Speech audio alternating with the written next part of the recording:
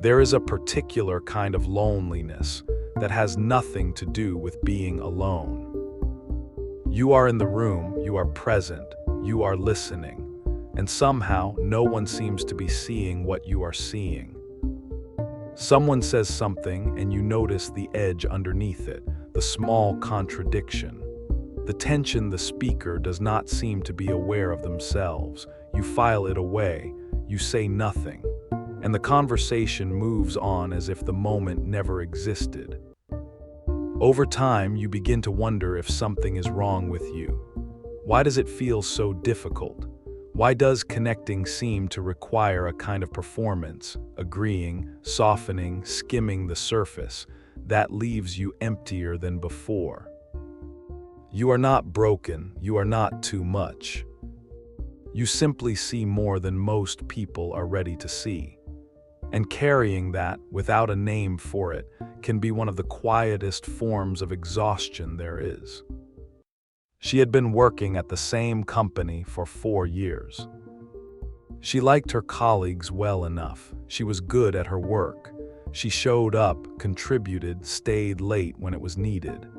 By every measurable standard, she was part of the team. But there was something that never quite fit.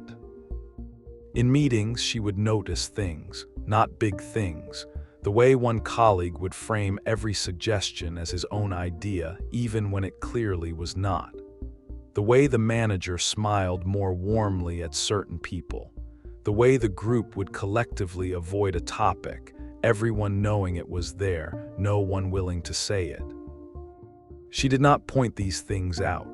She had learned not to. The 1 or 2 times she had, the room had gone quiet in a particular way, not hostile, just blank, and the conversation had moved on quickly, and she had felt the invisible line she had crossed. So she watched, she listened, she kept her observations to herself. At lunch, her colleagues would talk about the weekend, about a show they were watching, light things, easy things. She could participate, and she did. But there was always a part of her standing slightly to the side, watching the conversation the way you watch a stage production when you can see the rigging. She did not think she was better than them. That was never the feeling. It was something harder to name, more like a persistent gap, a frequency she was tuned to that no one else seemed to be receiving. At home, she would sometimes sit with the day and feel a dull, tired confusion. She had done nothing wrong. She had been pleasant, engaged, professional, and still something felt slightly off, like wearing shoes that almost fit. She started to wonder if she was imagining it. She started to wonder if the problem was simply her. What she carried home each evening was not resentment. It was something quieter and more disorienting. It was the feeling of being in translation. Every interaction required a kind of internal adjustment, a slight dimming of what she actually perceived, a narrowing of what she brought into the room. Not because anyone asked her to, but because she had learned, gradually and wordlessly, that the full version of her attention made people uncomfortable. She could not always explain it. There was no event she could point to, no single person she could blame. It was more atmospheric than that. More like a pressure that built slowly, the way a room fills with something unspoken that everyone can feel but no one names. There was a specific moment she kept returning to.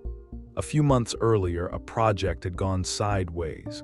The team had moved forward with a plan that she had quietly flagged as risky. Not loudly, she had mentioned it once in a measured way, and it had not landed. When the problem materialized exactly as she had anticipated, she had said nothing.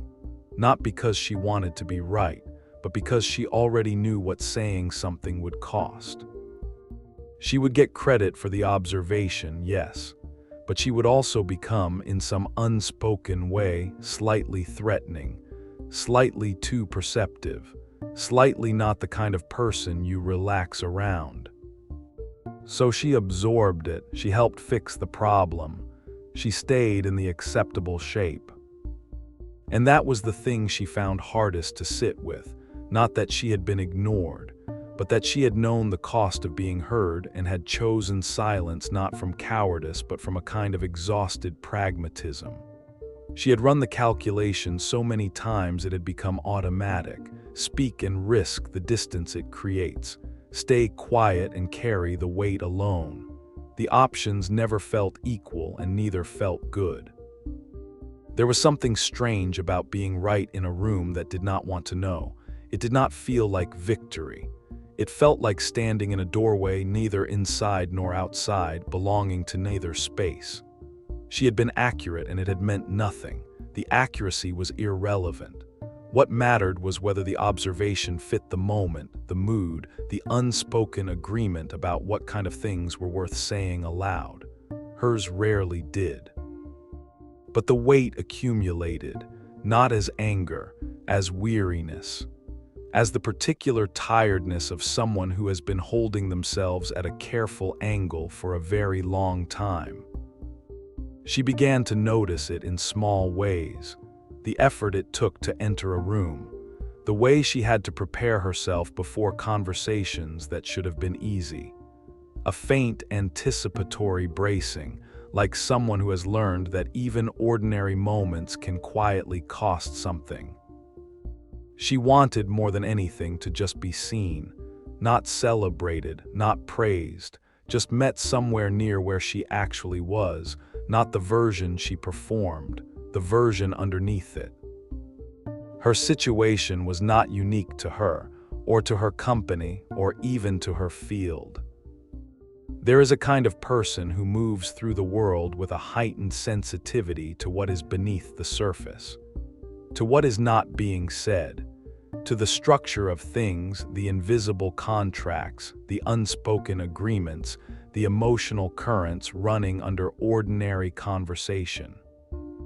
For these people, social life often carries a particular cost, not because they are introverted necessarily or antisocial, but because they are, almost involuntarily, operating at a different register.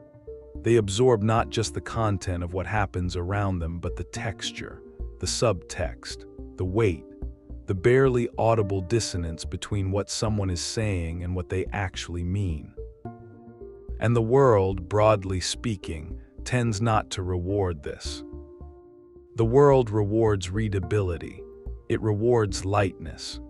It rewards people who move cleanly through a room without too many questions, without noticing too much, without asking for the kind of depth that slows the comfortable pace of things. The person who sees too clearly, too early, too often, they do not become celebrated for it. They become slightly inconvenient, slightly too much, slightly difficult to be around in that unnamed way that no one will explain and no one has to. There is no policy against perception. There is no rule that says you should not notice, but there is an atmosphere, and atmospheres do their work quietly. What happens over time is a kind of slow calibration. The person learns not through any single lesson but through accumulation that their natural mode of attention is too much for most rooms. So they begin to manage it, to filter before speaking, to hold back the observation, the question, the thing they notice that no one else seems to have caught. And so they learn, they adjust, they pull themselves inward. They participate at a surface level and keep the rest to themselves. The problem is that this adjustment is never truly neutral. Every time you mute something real in order to stay tolerable, something is spent. A small withdrawal from a reservoir you did not realize had limits. It does not register as loss in the moment. It registers as tact, as social grace, as knowing how to read a room. But the accumulation is real, even when the individual moments are not. And over time, they begin to wonder if the thing they carry, this capacity to see, is actually a flaw. A sensitivity they should have learned to sand down by now. A hypervigilance dressed up as insight. They start to interrogate the very faculty that made them who they are, asking whether it is a gift or a liability, whether it protects them or only isolates them further. It is not a flaw, but it will feel like one until it has a name. Carl Jung spent decades studying the unconscious, not as a clinical concept, but as a living, breathing force that shapes who we are, how we see, and what we cannot stop noticing.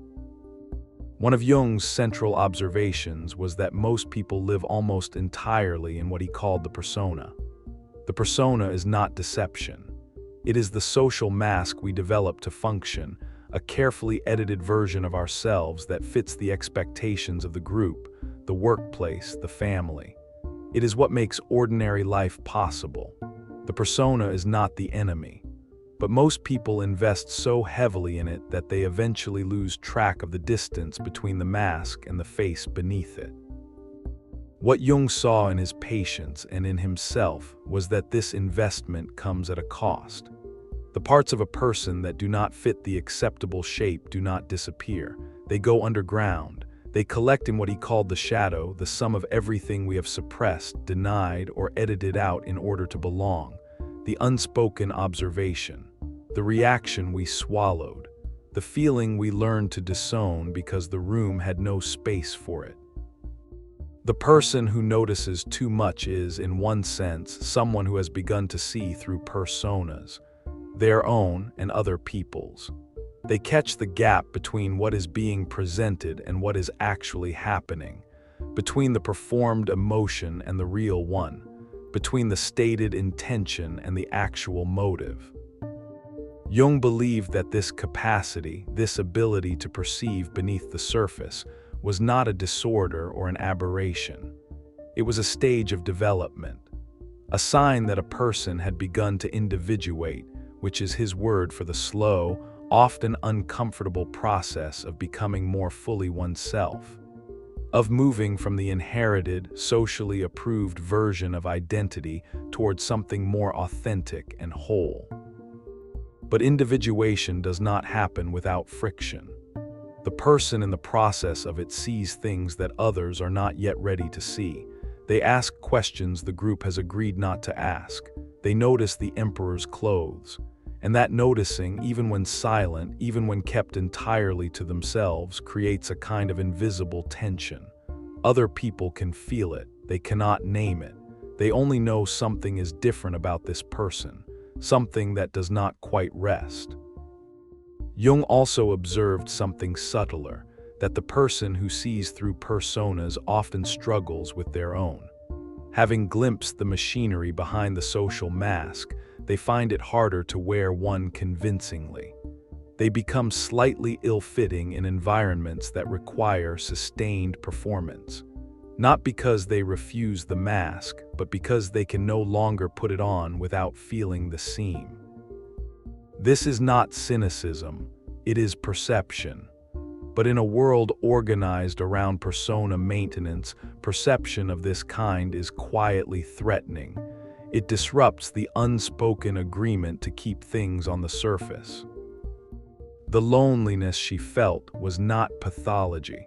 It was the cost of seeing before others were ready. Many people carry some version of this. The employee who reads the room differently than everyone else and says nothing. The friend in the group who sees the dynamic clearly but stays quiet to keep the peace. The person at the family dinner who understands, on some level, what is really happening beneath the small talk and has learned over years that naming it changes nothing except the atmosphere. We tell ourselves it is emotional intelligence. We tell ourselves it is maturity. We learn to call it restraint, and some of it is. Knowing when to speak and when to hold something back is a real skill. But some of what we call restraint is something else entirely. It is an accumulated compromise, a slow erosion of the self in exchange for acceptance. The difference matters, but it is often invisible from the inside. Jung's idea of the persona helps explain why this pattern is so common and so persistent. The social world runs on shared agreements about what is visible and what stays hidden. Institutions, workplaces, families, they all have their own version of the acceptable mask. The agreed-upon version of reality that keeps things moving, keeps the atmosphere manageable, keeps people from having to look too closely at what they would rather not see. And the person who sees past the mask, who notices what is underneath, who catches the thing no one else is acknowledging, disturbs something. Not because they intend to, simply because awareness itself is disruptive. You do not have to say a word. The quality of attention you bring into a room is enough to make certain people uncomfortable. They do not know why, they only feel it. What gets lost in this process is not just confidence, though that erodes too. What gets lost is connection, because real connection does not happen between personas. It happens between the people underneath them. And if you have learned to suppress your perception, to shrink what you see in order to be tolerated, you lose the very thing that would have made genuine meeting possible. You become skilled at a kind of closeness that is not really closeness, a warmth that lives entirely at the surface, and somewhere underneath it, a quiet, persistent ache for something that goes deeper. Not more intensity, just more honesty. The desire not for someone to agree with you, but for someone to actually see what you are seeing without flinching from it. And the painful part is that this is not a dramatic longing. It does not announce itself. It sits in the background of ordinary days, in the small deflations that follow good conversations that nonetheless felt like they never quite arrived. In the moments when you laughed at the right time and said the right thing and came home feeling vaguely empty for reasons you could not explain to anyone, least of all yourself. The loneliness is not about being disliked. It is about being encountered only at the surface when you live so much deeper than that. There is no clean resolution to this. The world will not suddenly reorganize itself to welcome deeper seeing. The colleagues will not suddenly become comfortable with subtext. The social agreements will not dissolve because you have grown tired of them. But something shifts when you stop interpreting your own perception as a problem. When you stop treating the capacity to notice as something to be managed, reduced, apologized for. When you stop running the internal audit, asking yourself whether you are being too much, too sensitive, too present in the spaces between words. Jung was not interested in curing people of their depth. He was interested in helping them stop being afraid of it, in helping them understand that the shadow, the things pushed underground, does not go away when ignored. It only grows more insistent, more distorted, more capable of emerging sideways in the moments you least expect it. What is seen and named tends to lose its power to wound. What is buried tends to find other ways out. The woman in this story was not broken. She was not failing at connection. She was trying to survive inside a structure that had not made room for her full range of awareness. That is a real thing. It has a real cost. And recognizing that cost, even privately, even just to yourself, is not self-pity. It is clarity. There is also something else worth sitting with. The perception she carried, the thing that made her feel like a stranger in rooms she had technically been a part of for years, was not a wound. It was a capacity, one that had not yet found the environment where it could exist without apology. This is what often gets missed. The conversation about sensitivity, about noticing too much, tends to frame these things as problems of regulation, as something to be calibrated, managed, brought under better control. But regulation is not always what is needed. Sometimes what is needed is location. Finding the people, the spaces, the conversations where what you carry is not threatening but useful, where your attention is not inconvenient but welcomed. where someone else is also listening for the thing beneath the thing, and you do not have to explain why. Those environments exist. They are not everywhere. They are not always easy to find, but they are real. And the search for them begins not with changing what you see, but with stopping the effort to unsee it. Perception is not a flaw to be managed. It is something to be inhabited. Slowly, honestly, without the constant negotiation of whether it is welcome. Maybe the question was never why you feel misunderstood. Maybe the real question is what it would mean to stop waiting for the understanding to come from somewhere else. Some people move through the world at the surface, and that is not a failure. It is a kind of peace that belongs to them. There is nothing wrong with it.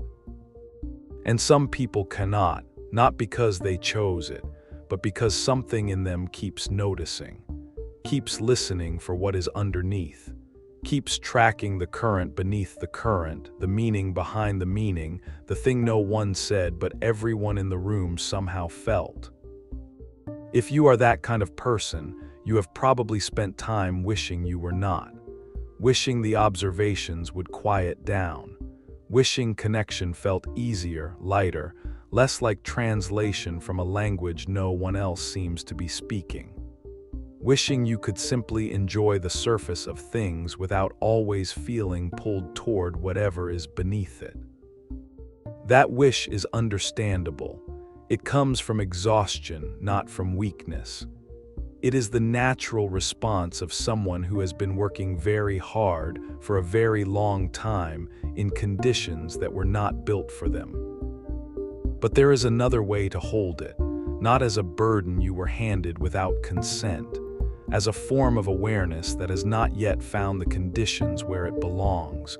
Those conditions exist. They are rarer than you would like, but they are real. And the people who inhabit them, who can meet you closer to where you actually are, they exist too. The first step is not finding them.